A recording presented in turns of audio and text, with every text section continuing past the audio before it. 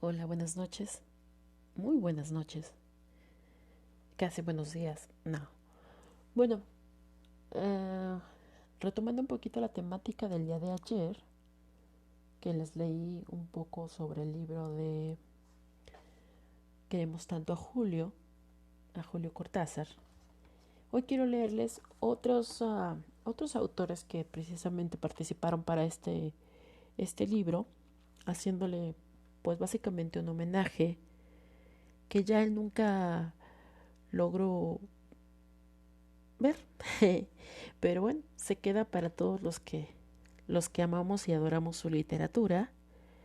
Se queda en nuestros caminos, en nuestras cabezas, en nuestras mentes, los que los que realmente, pues bueno, que nos gusta leer y que nos gusta adentrarnos en ese mundo tan juguetón que Julio Cortázar nos entregó, ¿no?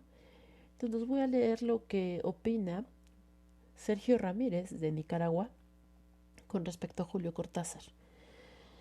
No sé cuánto me voy a tardar, pero la verdad es que no creo tardarme poco.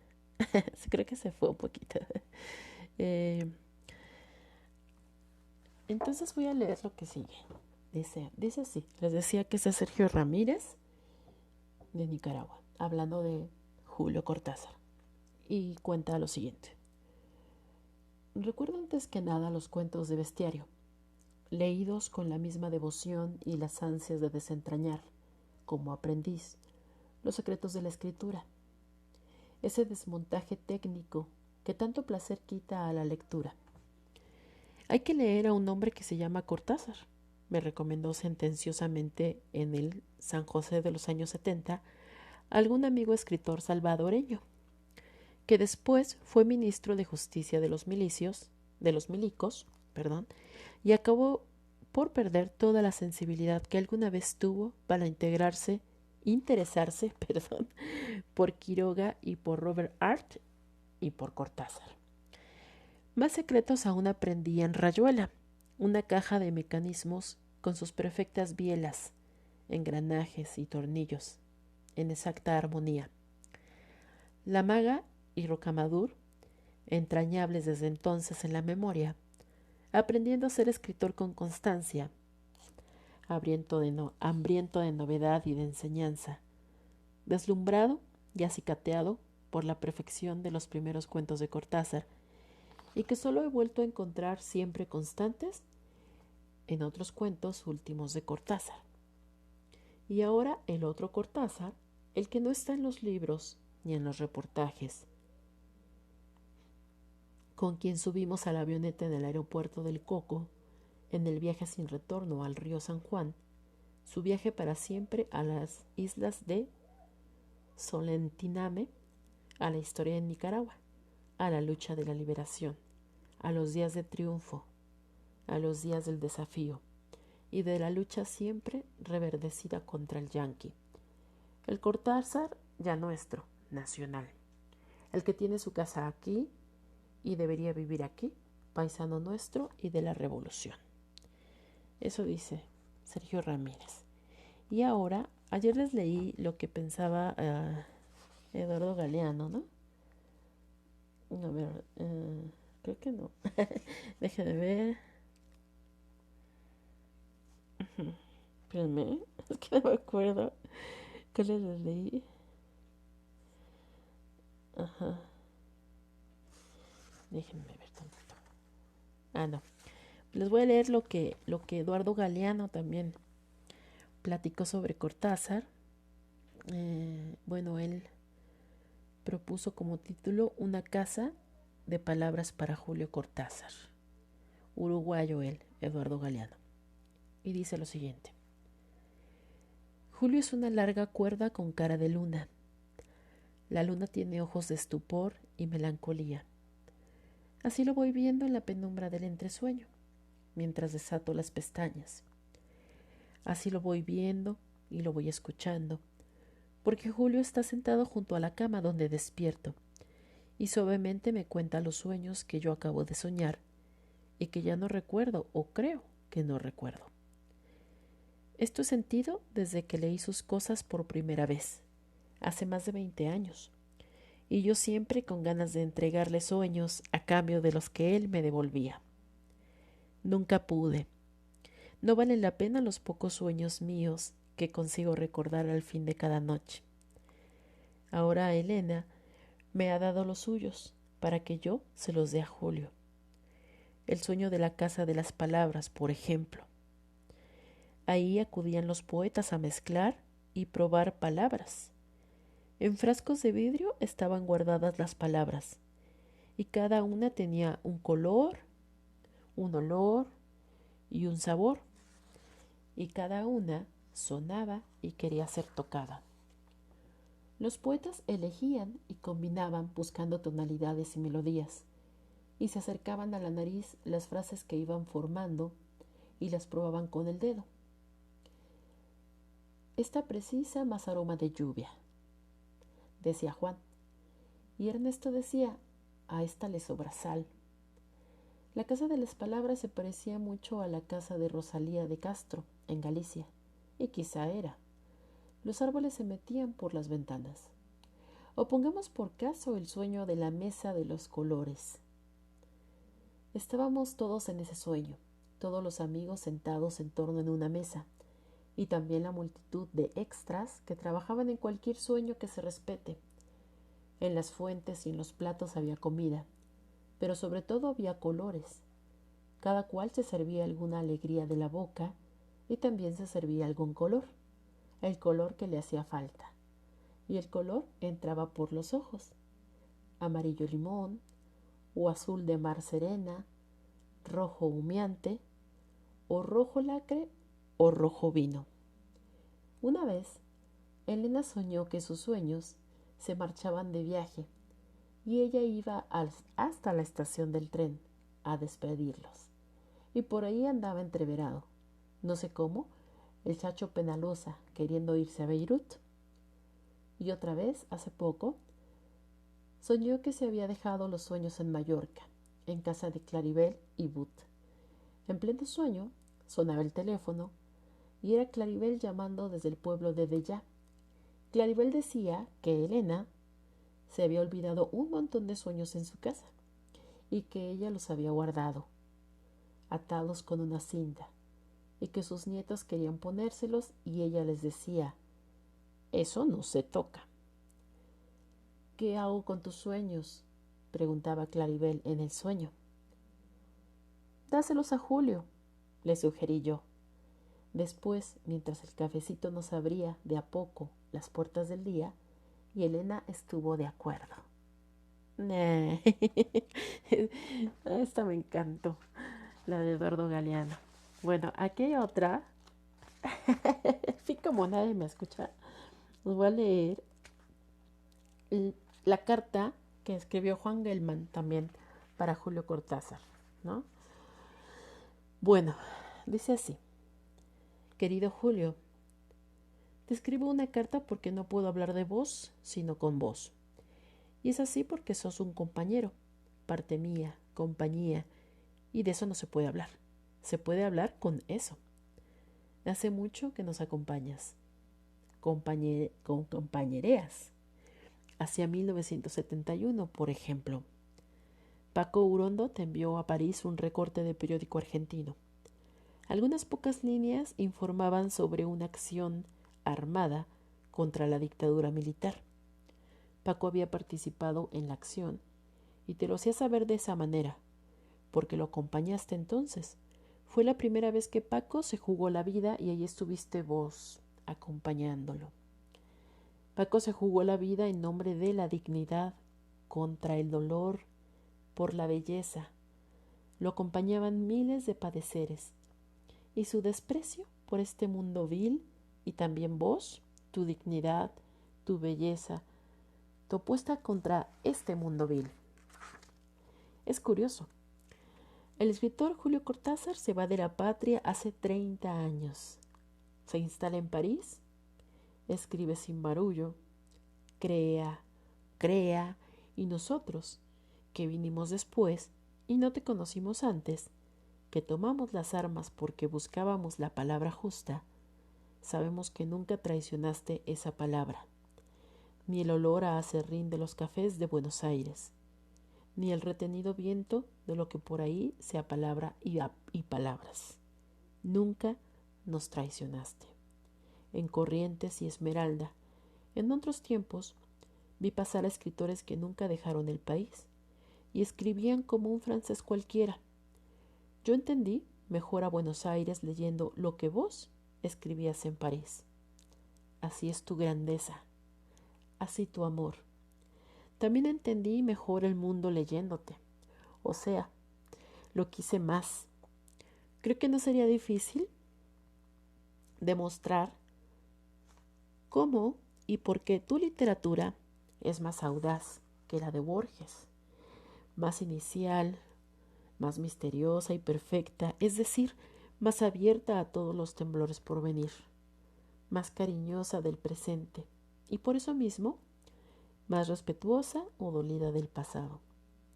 A vos siempre te veo, como tu personaje, inventando un camino para ir de una ventana a otra ventana, del misterio de un puño a los crepúsculos de Mozart, de un ser a otro y otro y otro.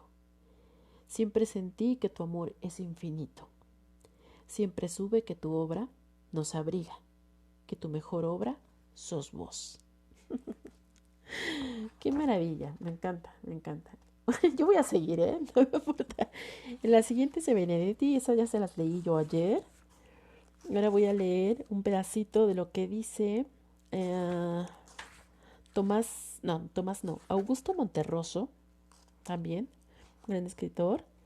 Él es un pedacito muy chiquito, el guatemalteco, y lo titula Innumerables razones, ¿sí? Y está chiquito, pero escuchen. Queremos tanto a Julio, buen plural. Efectivamente, mi mujer Bárbara Jacobs y yo queremos mucho a Julio, tanto que consideramos inútil. El corazón tiene razones que la razón desconoce. Explicar por qué. Ahora bien, si este libro llevara por título Admiramos tanto a Julio o leemos tanto a Julio, el número de páginas que me tomaría serían tantas que no terminaría de decirlo en un año. Y seguro que en el caso de la admiración a Julio, la razón tiene también innumerables razones que el corazón siempre comparte. Ay, no. Bueno, yo siempre me embelezo cuando hablan de Julio, porque, bueno, de verdad, yo sé que muchos conocen a Julio Cortázar y han leído alguna que otro cuento, novela de él, pero siempre hay más y más y más, y leer a Julio y releer a Julio siempre es encontrarse con cosas nuevas, con juegos nuevos, con participaciones que uno cree no estar inmerso, pero que al final de cuentas sí lo está. Y de momento también tu pensamiento está ahí plasmado y se conjuga con el sentimiento por el que estás pasando, o a lo mejor logras entender situaciones de tu pasado, o a veces caes en tu mismo presente. Bueno, son muchas cosas. El siguiente es Tomás Borges, que no lo voy a leer porque este sí está un poquito largo, que estoy leyendo muchos, pero bueno, pero este está bastantito largo, entonces voy a leer después. Vamos a ver cómo está aquí. Voy a leer lo que dice Eric Nepomuceno, de Brasil. Él titula su texto como dice Julio Cortázar con los 29 de febrero. ¿Cómo? Los 29 de febrero. Y dice así. La verdad es que la vida tiene sus peculiaridades. Te arma ciertas trampas curiosas. Te impone ciertas imposibilidades inexplicables. Y lo mejor en muchos de esos casos es hacer como si nada y quedarse esperando. Por ejemplo, cuidando las palabras. Con el debido respeto, quizás sea justo decir que no soy amigo de Julio Cortázar. No somos amigos en el sentido de la convivencia o de la experiencia de espacios comunes o de caminos compartidos. Sin embargo, son tantos los amigos, las esperanzas, los cariños que compartimos desde hace tiempo, que hay complicidades profundas e irremediables. Y entonces sí, las cosas cambian. Lo quiero tanto, y es como si entre nosotros, en las pocas y cortas ocasiones en que nuestros caminos se cruzaron por estos mundos, sobreviviera y se alimentara esta suave atmósfera de la fraternidad más profunda. La vida tiene de las suyas y mi rara y callada distante amistad con Julio es una de ellas. De nuestro primer encuentro me recuerdo poco y mal. Yo recién había llegado a Buenos Aires allá por febrero de 1973 y estaba todavía helado de asombro por lo que veía y mucho más helado aún por lo que había dejado atrás, en un Brasil cuya memoria jamás dejó de dolerme. Casi no hablamos. Había mucha gente alrededor del escritor sumergido en prestigio y brillo de estrellas, y lo único que realmente me pareció bueno fue notar de manera bastante clara que todo aquello lo molestaba más que a mí. 4 años después, cuando el tiempo y los vientos me habían llevado a vivir en Madrid, apareció Julio. Habíamos compartido a la distancia ciertos amigos imprescindibles y experiencias definitivas. Estuvimos hablando una larga mañana en el bar del Hotel Palace y fue entonces que empecé a descubrir esa rara criatura que es Julio Cortázar. Después vino el resto, encuentros rápidos, ese hombre tan grande y tan parecido siempre a un niño, dueño de una especie única de ingenuidad y de asombro, tanta humildad en tiempos de vanidades. El descubrimiento del escritor Cortázar, aunque anterior al encuentro con Julio, fue tardío. En Brasil, las cosas del continente llegaban con lentitud. Allá por 1967 o 1968, una amiga argentina me habló del cuentista de Bestiario, y hubo que asombrarse directamente en castellano porque los cuentos o no habían sido traducidos o la traducción había desaparecido. De inmediato vino la primera lectura de Rayuela y luego el asombro definitivo. En aquel entonces yo tenía menos de 20 años y vivía enloquecido por un librito que había descubierto en una librería que en general vendía libros importados. Se titulaba Pedro Páramo. Y aquí voy a hacer un paréntesis porque, bueno, también amo a Juan Rulfo, entonces, bueno, Pedro Páramo me encanta. Y había sido escrito por un mexicano llamado Juan Rulfo. La verdad es que mis lecturas, ya en aquella época, eran de un desorden total. Cortázar y Rulfo cayeron en medio de un temporal de relecturas de Hemingway y de Mark Twain y muchas cosas más. Cambiaron todo. Rulfo y Cortázar, inclusive mi manera de releer. Pasaron algunos años, 5, 6, antes de que yo empezara a leer a Cortázar con ojos de escritor lector, y nunca más fue posible leerlo con puros ojos de lector. Muchas cosas me impresionaron en aquellas nuevas lecturas de Cortázar. El manejo de la técnica, por ejemplo, o mejor, la aparente facilidad con que él armaba cuentos perfectos, o mejor, esa imposible intimidad con él demostraba tener con las palabras y más. La manera casi mágica de crear atmósferas que variaban del absurdo al más cálido rincón de las nostalgias profundas. La verdad es que todavía no leo lo que escribe Julio. Lo voy descubriendo de a poquitos. Cada vez que vuelvo a un cuento suyo es como llegar, y eso es. A la escritura de Cortázar uno jamás vuelve. Uno llega siempre y siempre. Recuerdo que a partir de aquel primer encuentro tranquilo de Madrid, nunca o casi nunca hablamos de lo que cada uno estaba escribiendo. Creo que eso de hablar de lo que se está haciendo exige un tipo de convivencia que con Julio todavía no tuve.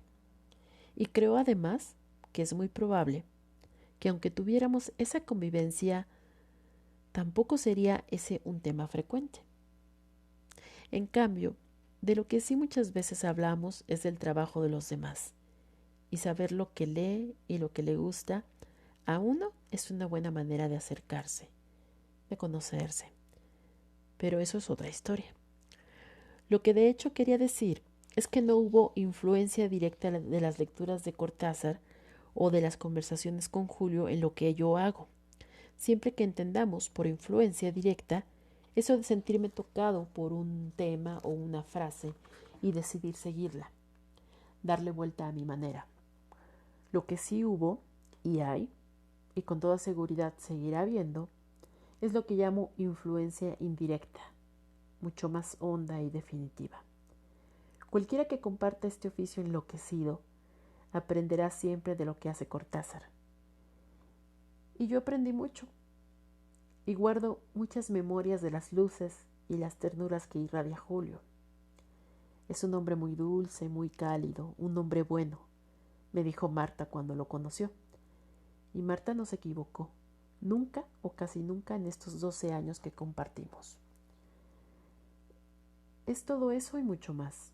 No sé cómo podría describir o valorar al escritor Cortázar. Me impresiona su relación de amor con lo que escribe. La verdad, ahora que lo pienso mejor, es que aprendí con él una infinidad de cosas. Fueron muchas e inmensas las lecciones en nuestras conversaciones llenas de silencio.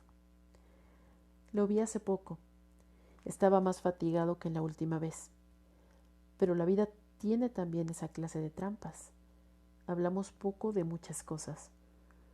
Cuando nos despedimos, le pregunté si estaba bien.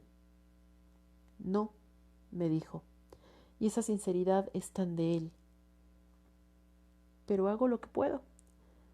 Quedamos de vernos en París en un par de semanas más. Mientras tanto, voy pensando que en verdad Julio está bien. De lo contrario, hubiera mentido. Y voy pensando, mientras tanto, que Julio es como los 29 de febrero. Ocurren cada 4 años, que es mucho tiempo para el día que espera, pero uno tiene la absoluta seguridad de que vendrán siempre y siempre. Y en un tiempo de tantas inquietudes y dudas, no hay nada como un 29 de febrero. Y esa es una de las razones por las que quiero tanto a mi amigo Julio. Ay, no sé, me encanta todo lo que escriben de él. Estoy maravillada, me encanta. Bueno, aquí sigue uno que también está un poco largo. Este está muy largo, pero no crean, ¿eh? Hay unos mucho más largos. El de Claribel Alegría y Darwin Flacol está más largo. Y luego viene uno de Miguel Barnett, de Cuba. Déjenme ver cuáles lo digo. Ya para acabar la transmisión. Ay, ay, ay. Qué bonito, ¿no? Yo feliz. No, este está más largo. A ver.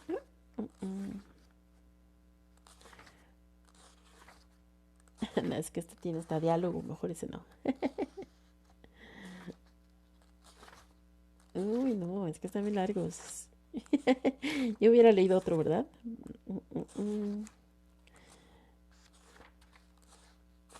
Les voy a leer el de Antonio Escarmeta. ¿Sale? Es el último, bueno, no es el último, sino es chileno, si lo conocen, porque pues sí es medio reconocido, no es medio, es bastante conocido.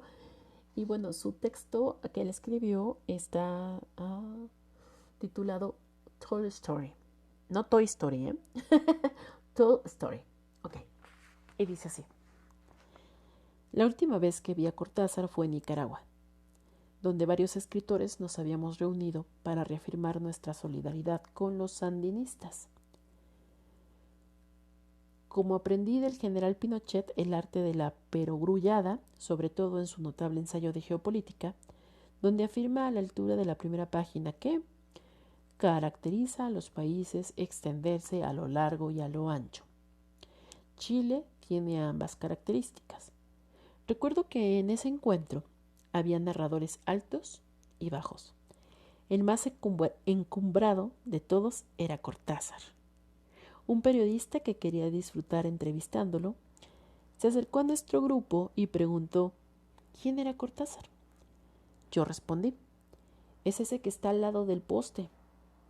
Augusto Monterroso, quien goza de un tamaño inversamente proporcional a su talento e ingenio, acotó: ¿cuál es Cortázar? ¿Y cuál es el poste? Sí, esa fue la última ocasión. La primera no fue menos relevante. Cuando Allende fue elegido presidente y aún no había asumido el gobierno, Cortázar no esperó una invitación oficial para hacerse presente en Chile a compartir el júbilo del pueblo. Con una fuerza inagotable que siempre nos hizo sentir vetustos a los escritores más jóvenes, enfrentó un verdadero maratón de entrevistas y discusiones con estudiantes, donde irradió acaso su más notable cualidad, la frescura de un descubridor, un explorador de la palabra y los sentimientos, un tipo cabalmente inaugural, un hombre que no se deja trabar por su amplia y variada cultura y fama para ejercer el magisterio de la sencillez y la espontaneidad. Cuando leí por primera vez Rayuela, decidí de inmediato hacer mi tesis universitaria sobre ese libro, que me pareció escrito, dada la novedad de su estructura y la libertad de sus imágenes, por un adolescente. Cuando superé la primera prisa y vi la fecha de nacimiento de su autor, quedé perplejo. Solo los años siguientes y el hábito de leer y enseñar su obra completa confirmaron esta estupefacción. Es que Julio Cortázar es una anomalía histórica, alguien que posee tal ardiente vocación de juventud, un afán de renovación y cuestionamiento de la realidad, que con cada nuevo libro alcanza la temperatura espiritual de variadas generaciones. Por cierto, que este mérito no es producto del azar, sino de la generosidad de este cronopio, que como un disciplinado gimnasta respira el aire de la sociedad y se conmueve por sus conflictos. Ya su obra literaria bastaría para admirarlo, sobre todo su ofensiva contra las convenciones y esquematismos, ese temblor que comunica y contagia de que la realidad que está frente a nuestras narices es un misterio por resolver, y no algo acabado como un monumento. Esa habilidad para provocar en nosotros el hábito de la fantasía, el malestar ante la rutina. Pero además, este hombre nos hace transitar de la admiración al más entrañable cariño por su trabajo de solidaridad con la tormentosa historia de los pueblos latinoamericanos. En esta segunda mitad del siglo XX, cada vez que habla en defensa de los derechos humanos, de las justas luchas de los pueblos por su liberación, tiene el tino de no renunciar ni a la fineza del pensamiento, ni a la emoción y dolor con que la gente más humilde ha padecido la barbarie de las dictaduras. Enemigo de la retórica pomposa, ha sabido matizar la estridencia de la consigna, desbrozando la paja para revelar solo la honda humanidad que éstas enseñan. Donde otros han ariscado desdeñosos la nariz ante los conflictos, para hundirse en la soledad de sus genios insondables, Cortázar los ha abrazado con íntima hermandad. Solo un reproche tengo que hacerle a este cumbre de nuestras letras, que proviene de mi caparazón yugoslava. Cuando niño, en mi desértica Antofagasta, rumiaba mis primeros tedios metafísicos jugando básquetbol en un equipo local. Los cigarrillos, los tempranos vinos bohemios y la literatura maldita arruinaron mi talento para encestar y transformaron mi amor por ese deporte en una transacción platónica. Pero además, siempre me faltaron un par de centímetros para ser más eficiente en la zona de la bomba. Cortázar, que abunda en pulgadas, debió habernos provisto ya de un cuento con basquetbolistas, de una calidad no inferior a aquellos que nos ha regalado con boxeadores, y no condenarnos para la eternidad a que lo único visible en el tema sea el film Tall Story, con el ahora doblemente psicótico Anthony Perkins.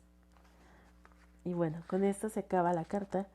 Bueno, no la carta, sino el texto que escribe Antonio Escarmenta.